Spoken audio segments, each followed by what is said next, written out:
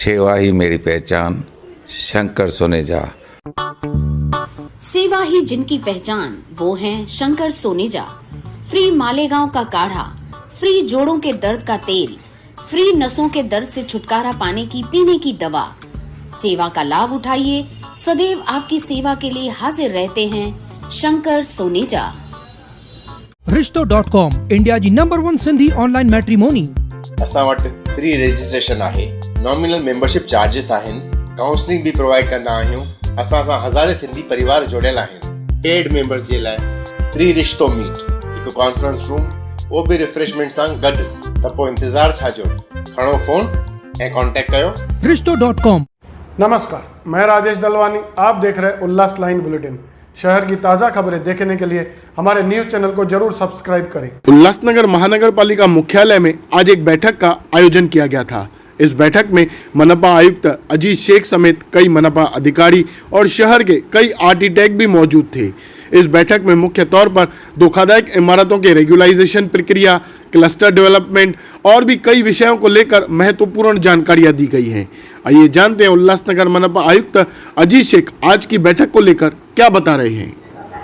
हम जानते हैं कि कुछ महीनों पहले गवर्नमेंट ऑफ महाराष्ट्र ने जो नागपुर का जो अधिवेशन था वहाँ पर एक बिल पारित किया था, 2022 उसका नाम है, और जिसमें जो उल्लासनगर सिटी के जो धोखादायक बिल्डिंग्स है उसको रेगुलराइजेशन करने के लिए या उसका रीडेवलपमेंट के लिए या उसके क्लस्टर डेवलपमेंट के लिए कुछ प्रोविजंस पारित किए गए हैं। उसके अलावा कंपाउंडिंग जो चार्जेस पहले ज़्यादा थे उसको भी कम किया गया है। अभी 2200 रुपये पर स्क्वायर मीटर का जो रेट निश्चित किया गया है। उसके अलावा और भी जो कुछ डिसीजंस लिए गए थे इस कानून में, उसकी जानकारी देने के लिए आज का ये सेशन हमने यहाँ पे आयोजित किया गया था। एक्चुअली हमको अभी ये एक्चुअल प्रैक्टिकली काम शुरू करना है। जैसा इससे पहले 2 वर्कशॉप अपन ने अरेंज किए थे, उसमें भी बहुत सारे प्रोफेशनल्स जो है, बिल्डर्स है, आर्किटेक्ट्स है, मीडिया के लोग थे, हमारे तीनों आमदार महोदय भी उसमें शामिल हुए थे। उसमें भी हमने ये बहुत सारी डिस्कशन किया गया था और लोगों तक जो है इसकी जानकारी ले जाने की हमने कोशिश की थी। आज का ये जो सेशन है ये उसी श्रृंखला की एक कड़ी है, जिसके अंदर में जैसा भी लोगों से हमको कुछ क्वेरीज आ रही थी कि इसके फॉर्म्स हम कैसे सबमिट करेंगे, कहाँ पे सबमिट करेंगे, इसका सेल कहाँ पे होगा, ऑफिस कहाँ पे होगा, इसके क्या चार्जेस हो गए, ये सभी बातें जो है इंडिविजुअली लोगों को बताने में समय भी जाता है। इसलिए हमने सोचा कि इस तरीके का एक आयोजन किया गया तो मीडिया के थ्रू या फिर ये जो प्रोफेशनल है इनके थ्रू ये ज़्यादा से ज़्यादा लोग इसका लाभ ले सकते हैं, इसलिए आज का आयोजन किया गया है। और इसके अंडर में हमने हमारे जो टाउन प्लानिंग ऑफिसर है मुड़े साहब, इन्होंने सभी जानकारी यहाँ पर दी है। कुछ लोगों के कुछ क्वेश्चंस भी आए थे, कुछ क्वेरीज भी आए थे, उसको भी उन्होंने अच्छे तरीके से जानकारी दी है। और इसके जो फॉर्म्स है उसका हम ऑनलाइन पोर्टल बना रहे हैं, जिसकी प्रक्रिया हम एजेंसी अपॉइंट कर वो जल्दी से हम बनाने की हमारी कोशिश है।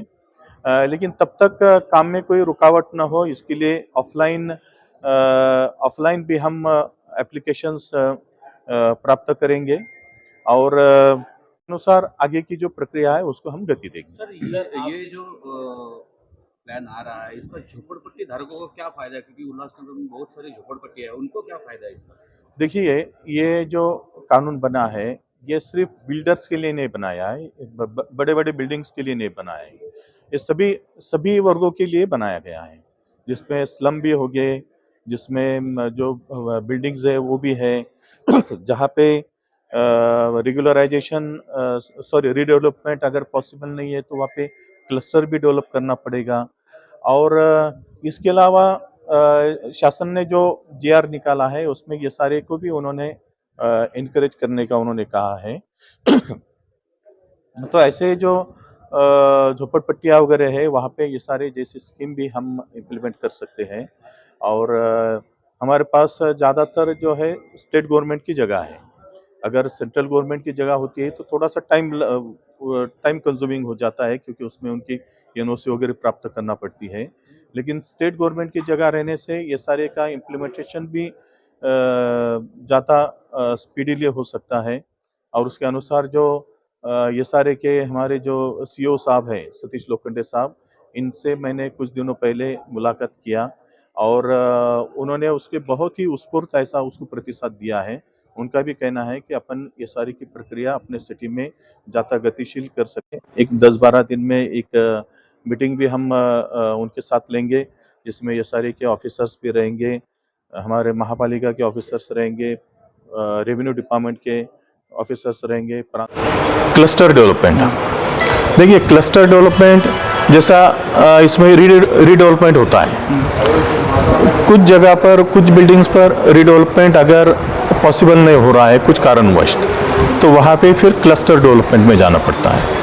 क्लस्टर में क्या होता है कि हमारे उल्लासनगर के लिए जो नियम बना है उसमें 4000 स्क्वायर मीटर तक, 4000 स्क्वायर मीटर, जैसे और सिटी में जो है 10,000 स्क्वायर मीटर का रूल है, लेकिन हमारे पास 4000 स्क्वायर मीटर का उन्होंने प्रावधान रखा है। तो वहाँ पे इतने एरिया में जो ये है मतलब जो बिल्डिंग्स है या जो लोगों के हैबिटेशन है उसको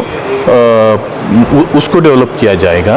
और उसमें क्लस्टर के जो रूल्स रहेंगे, क्लस्टर के एकत्रित करके उनको फिर डेवलप किया जाएगा। इस तरीके का वो प्रावधान है।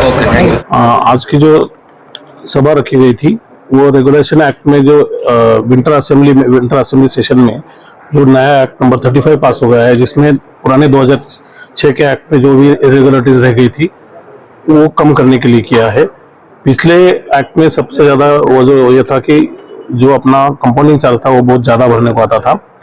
फिर एफएसआई में 4 का रिस्ट्रिक्शन था, वो बढ़ाने की बहुत दिन से मांग थी और काफ़ी सारी मांगे थी। उसमें से गवर्नमेंट ने जो डिसीजन लिया है उसके हिसाब से जो एक्ट पारित हुआ है उसके मैं 3 क्लॉजेस में आपको एक्सप्लेन करता हूँ। एक तो जो एफएसआई है वो 4 की मर्यादा बढ़ा के 4 प्लस एंसिलरी 60%, मतलब मैक्सिमम 6.4 तक ये एफएसआई बढ़ाया गया है। दूसरा, कंपाउंडिंग चार्जेस पे जो ये हर चीज के लिए 10%, 20%, 30% ऐसे अलग अलग क्लॉजेस के लिए और मार्केट रेट से रिलेटेड ऐसा कंपाउंडिंग चार्जेस का रेट लगाया था, वो छोड़ के 2200 रुपये प्रति स्क्वायर मीटर ये किया गया है। तीसरी बात है कि जो बिल्डिंग डेवलप नहीं हो सकती है, जो बिल्डिंग रेगुलराइज नहीं हो सकती है, वो बिल्डिंग के लिए क्लस्टर डेवलपमेंट को ये दे रही है। क्लस्टर डेवलपमेंट ये नया कंसेप्ट है, मतलब इंडिया के लिए नया नहीं है, अपने लिए नया है। तो क्या होता है कि क्लस्टर ये डेवलप ऐसे रहता है कि अगर हम लोग छोटे छोटे प्लॉट डेवलप करते हैं तो डीपी का इम्प्लीमेंटेशन नहीं होता है, वहां पर जो लोग हैं उनका इंटरेस्ट सर्व करना नहीं होता है, उनको रिहैब करना पॉसिबल नहीं होता है। तो इसलिए एक बड़ा पॉकेट बना के लैंड का, वो लैंड के पॉकेट में डीसी अपने जो डीपी के प्रपोजल्स है वो सब इनकॉर्पोरेट करके फिर वहां पर रिहैब करने का और उसके बदले में उनको इंसेंटिव देने का, ऐसा वो प्रोविजन है। तो क्लस्टर ये अभी थाना में अच्छी तरह से चल रहा है, न्यू बॉम्बे में भी अच्छी तरह से चल रहा है, बॉम्बे में भी क्लस्टर अभी चालू हुआ है, थाना में सबसे लीड में है। तो उल्लासनगर सिटी के लिए जो लैंड का सबसे बड़ा प्रॉब्लम है, तो कुछ भी चीज करने को जाओ तो लैंड का इश्यू आता है।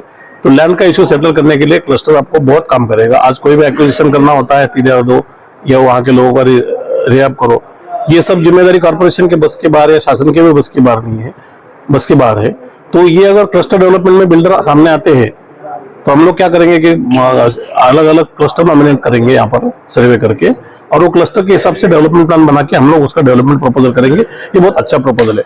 दूसरा, ये एक्ट में लिया गया है कि एसआरए पे वो अपने को जोर देने का है। एसआरए बाकी सिटी में अच्छी तरह चल रहा है, बॉम्बे में मैक्सिमम डेवलपमेंट एसआरए की वजह से हुआ है। तो एसआरए कॉर्पोरेशन अपने म्यूनसिपलिटी में लाने के लिए गवर्नमेंट ने डिसीजन बहुत दिन पहले हुआ है, मगर आयुक्त साहब ने उसके ऊपर प्रोएक्टिव रोल लेके हम लोग एसआरए में एडवोकेट करने का हम लोग कोशिश कर रहे हैं। नागरिकों को किस तरह से आह्वान करेंगे? नागरिकों को मेरा आह्वान यह है कि आपके जो एप्लीकेशन, जिन्होंने एप्लीकेशन डाले हैं और जिनको एप्लीकेशन का रिजल्ट नहीं मिला है, वो लोग खुद होके अगर अपने एरिया का आर्किटेक्ट से नया प्लान बना ले जिसमें बिल्टअप एरिया वगैरह सब डाले, बाद में अपनी सनद अगर मिल सकती तो सनद ले, और हो सकता है तो अपनी तरफ से मेजरमेंट करके वो प्लान डाले, तो उनका प्रोसेस करना हमारे लिए ठीक रहेगा। सर ने बोला है कि 1 मई से हम लोग ऑफलाइन अर्जी कर रहे हैं, तो हम लोग ऑफलाइन अर्जी स्वीकार कर रहे हैं। उसके पहले कोई डालना चाहता है तो हो भी सकता है। उसके लिए प्रोफार्मा ABC जो है वो हमने रखा है, मेरे ऑफिस में अवेलेबल है। तो मैं आपको प्रेस को आह्वान करता हूं कि SRA और क्लस्टर, क्योंकि मैं इस बारे में थोड़ा सा समय लूंगा आपका। ये जो शहर है, ये शहर डेंजरस बिल्डिंग का और घनी आबादी का, कम जमीन वाला, यहाँ जमीन बोले तो सोना है। अब बात ऐसी है कि किसी की मालकी जगह जमीन पे आ गई तो उसके डेवलपमेंट भी होता है। तो ये सब निकालने के लिए, और आज जो अपना DP नहीं इम्प्लीमेंट हो रहा है, इसकी वजह वही है कि एकदम कंजेस्टेड और छोटे छोटे एरिया की मालकी, तो 4000 स्क्वायर मीटर के पॉकेट बना के या उससे बड़े पॉकेट बना के, एक लैंड पॉकेट बना के सब लोग आगे आए और डेवलपमेंट में अगर जाए तो सबका डेवलपमेंट भी अच्छा होगा, DP इम्प्लीमेंट होगा, अपने को रोड भी अच्छे मिलेंगे, उस पर डेवलपमेंट चार्जेस आते हैं, उसका इंफ्रास्ट्रक्चर डेवलपमेंट के लिए कॉर्पोरेशन को पैसा मिलेगा। कि कोई भी कॉर्पोरेशन इतनी अमीर नहीं है अपनी इंडिया में कि अपने बलबूते पे हर फैसिलिटी कॉर्पोरेशन लोगों को दे सके। हमारी सिटी में वो पोटेंशियल है। हमारी सिटी में वो पोटेंशियल है। लोग पैसा भी देंगे अगर आप फैसिलिटी देंगे। आप देखो आज उल्लासनगर के लोग कल्याण जा रहे हैं, डोंबिवली जा रहे हैं, अमरनाथ जा रहे हैं, क्यों जा रहे हैं? पैसा तो सबके पास है, मगर वो सिस्टम नहीं था, वो अरेंजमेंट नहीं था। अभी वो सिस्टम लाया है गवर्नमेंट ने। अब इसका बेनिफिट लेने के लिए प्रेस ने लोगों में अवेयरनेस करना चाहिए। बिल्डर आर्किटेक्ट हमने कर दिया है और आगे मीटिंग हो सकता है ऐसा और प्रोग्राम और भी होंगे। हम लोग SRA के लिए भी जैसे सामने बोला वैसे मीटिंग कर रहे हैं। तो SRA और क्लस्टर ये अगर आप लोग फुल इम्प्लीमेंट करेंगे तो ये शहर में डेंजरस बिल्डिंग का सवाल नहीं रहेगा, ऐसा मेरा कहना है, मेरा सोचना है। उल्लास लाइन बुलेटिन को सब्सक्राइब करें, बेल आइकॉन दबाएं और देखिए उल्लास लाइन बुलेटिन की न्यूज़ सबसे पहले आपके मोबाइल पर।